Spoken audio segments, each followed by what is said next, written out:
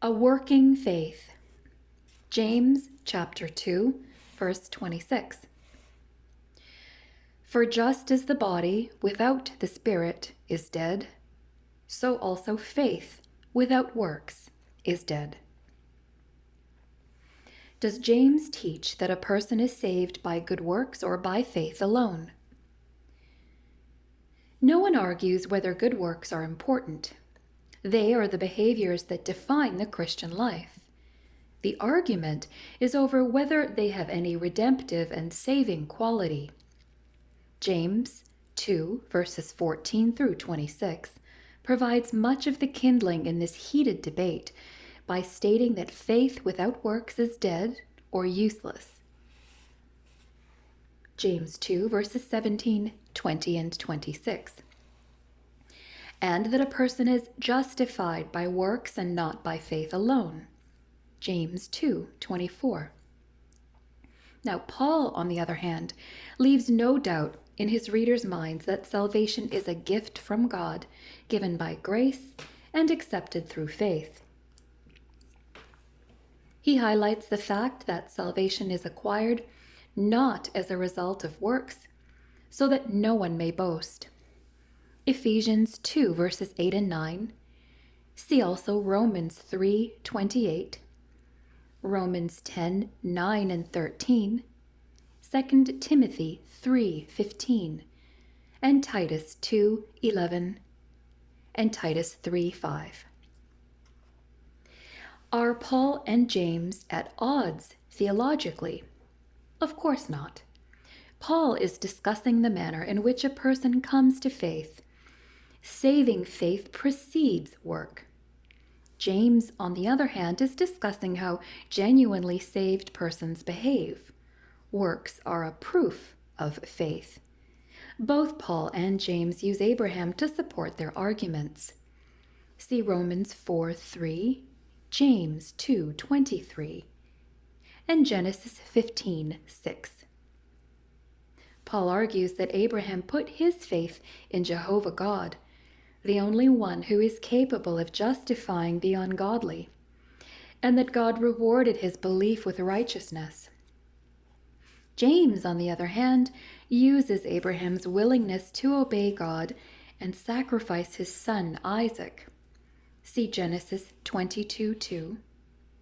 As evidence that the righteousness he had received from God was genuine. Note that Abraham's act of obedience in Genesis 22:2 comes after his belief in Jehovah produced righteousness. Genesis 15:6.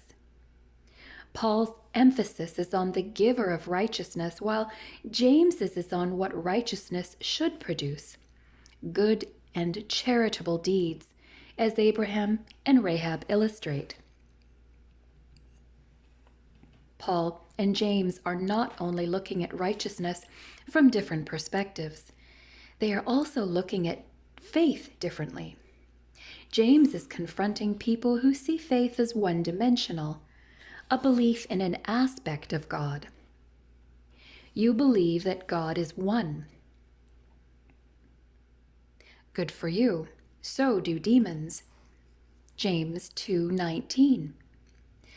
Society is inundated with people who believe in God but see him as, or allow him to become, secondary to their other interests. Such faith is useless. James 2:20. Paul, on the other hand, describes faith as James wants his readers to understand it. An explicit oral and open commitment to Christ as Lord, a heartfelt belief in his death, burial, and resurrection that results in righteousness and salvation. See Romans 10, verses 9 and 10. People with such faith will endure tribulation, pursue righteousness, and help families who have lost their providers, make available a place of worship that is free of favoritism, and clothe and feed their neighbors. Paul and James also use the word justify or declare righteous differently. Paul uses the word to describe what God through faith does to repentant sinners. He makes them righteous.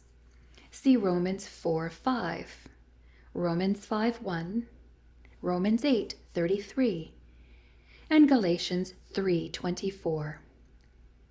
James uses the word to describe what believers' work evidences. Their work shows or proves their righteous standing before God.